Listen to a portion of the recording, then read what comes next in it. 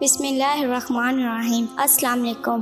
میری امی ایک دن گھر کے کاموں کے لیے ایک عجیب سی لڑکی کو گھر لے آئی جو ہر وقت ماسک لگا کے رکھتی تھی۔ وہ لڑکی شدید گرمی میں کچن میں بھی کام کرتے ہوئے اپنا چہرہ ڈھانپ کر رکھتی تھی۔ مجھے تجسس ہوا کہ ایسا کیا ہے اس کے چہرے میں، اس لیے میں اس کے کمرے میں چھپ گئی۔ جیسے ہی وہ کمرے میں آئی اور ماسک اتارا، میری چیخ نکل آئی۔ میرا نام سنیہا ہے، میں اپنے والدین کی ایک ہی بیٹی ہوں۔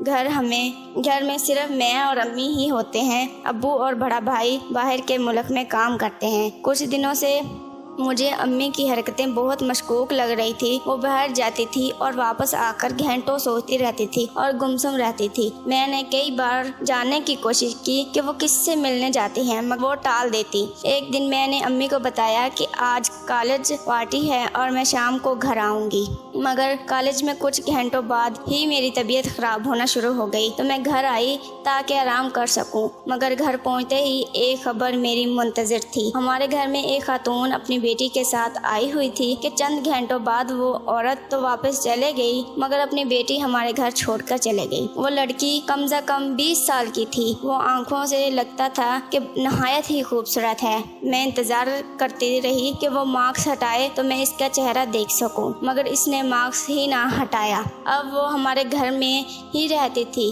امی نے اس کو اوپر والا کمرہ دے دیا تھا۔ وہ اس لڑکی سے بہت پیار کرتی تھی، اکثر اس کے ساتھ باہر چلی جاتی اور اس سے ڈھیروں ساری چیزیں دلا دیتی۔ جب بھی وہ باہر سے آتی اس کے ہاتھ میں بہت سارے شاپرز ہوتے۔ مجھے غصہ آتا تھا کہ وہ آخر کون ہے وہ لڑکی جسے امی اتنا سر پر بٹھا رہی ہے۔ امی بس اتنا ہی کہتی کہ یہ لڑکی جو بھی ہے میں اس سے دور رہوں۔ مجھے ویسے تو اس لڑکی سے کوئی مسئلہ نہیں تھا، مگر اس کی ہر وقت ماسک میں رہنے والی عادت مجھے شک میں مبتلا کر رہی تھی۔ کبھی کبھی تو کوفت ہونے لگتی تھی کہ اسے گرمی نہیں لگتی کیا۔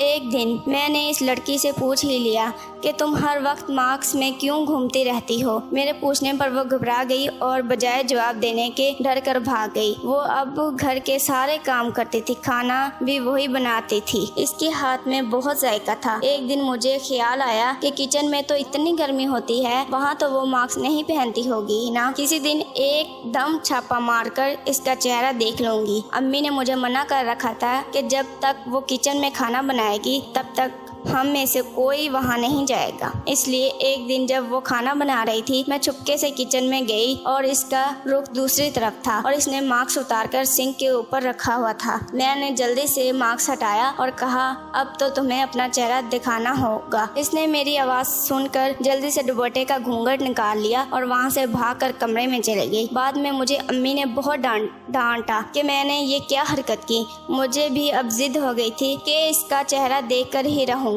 آخر کیا ہے جو وہ چھپاتی ہے؟ مجھے وہ لڑکی بہت بری لگنے لگ گئی تھی۔ ایک دن وہ باہر گئی ہوئی تھی تو میں جلدی سے اس کے کمرے میں جا کر چھپ گئی۔ کچھ دیر بعد وہ کمرے میں سونے کے لیے آئی تو اس نے اپنا ماسک اتار دیا۔ جیسے ہی اس نے اپنا ماسک اتارا پورے کمرے میں میری چیخیں گونجنے لگی۔ وہ ایک نہایت بدصورت لڑکی تھی۔ آنکھوں سے نیچے اس کا سارا چہرہ بہت بری طرح سے جلا ہوا تھا۔ میری چیخیں سن کر امی سمیت سب گھر والے اکٹھے ہو گئے۔ میری کزن نے جلدی سے دوبارہ چہرہ ڈھانپ لیا۔ امی مجھے بازو سے پکڑ کر کمرے میں لے گئی، ڈانٹنے لگی کہ مجھے یوں اس کا راز نہیں جاننا چاہیے تھا۔ میں نے پوچھا کیا لگتی ہے وہ آپ کی؟ امی کہنے لگی کہ وہ میری بہن کی بیٹی ہے، یعنی تمہاری خالہ زاد ہے۔ یہ سن کر میں حیران رہ گئی کہ خالہ کی بیٹی کہاں سے ہمارے گھر آ گئی۔ میری امی صرف 2 ہی بہنیں تھیں، خالہ امی سے چھوٹی تھی۔ میری امی ان سے بہت پیار کرتی تھی۔ میں نے چھوٹے ہوتے ہی خالہ کو دیکھا تھا، بس بڑی ہوئی تو پتہ چلا کہ ان کا نام بھی گھر میں لینا منع ہے۔ میں حیران ہوتی کہ خالہ نے ایسا کیا کر دیا کہ نہ صرف انہیں گھر سے نکال دیا بلکہ ان کے بارے میں کسی کو بات کرنے سے بھی منع کر دیا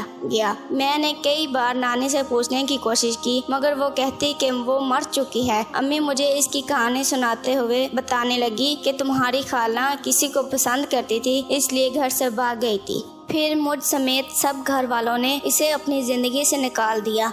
वो कभी भी मुड़कर वापस ना आई। इस दिन सालों बाद वापस आई तो अपनी बेटी को भी साथ लाई। इसके ससुराल वालों ने अभी तक उसे कबूल नहीं किया था। वो तुम्हारी खाला और कज़न पर बहुत जुल्म करते थे। उन्होंने ही इस बेचारी बच्ची पर तेजाब फेंककर इसका चेहरा जला दिया। तुम्हारी खाला के पास इसके इलाज के लिए पैसे नहीं थे, इसलिए वो इसे यहाँ छोड़ गई ताकि मैं इसका इलाज करवा दूं। मैं कोई इसे बाहर घुमाने फिराने के लिए नहीं लेकर जाती थी, बल्कि इसका इलाज करवाने के गर्ज से लेकर जाती थी। इसके शापर में खाने पीने की चीजें नहीं थी, बल्कि दवाइयाँ होती थी। ये सब सुनकर मैं बहुत ज्यादा शर्मिंदा हो गई। मैंने अपनी कज़न से माफ़ी मांगी। मैंने और अम्मी ने मिलकर इसका इलाज करवाया और फिर भाई से इसकी शादी करवाकर हमेशा हमेशा के लिए इसे अपने घर में रख लिया। आपको अगर ये कहानी अच्छी लगी है तो मेरी वीडियो को लाइक कीजिएगा और मज़ीद ऐसी कहानी सुनने के लिए मेरे चैनल को सब्सक्राइब लाजमी कर लीजिएगा। अल्लाह हाफिज़।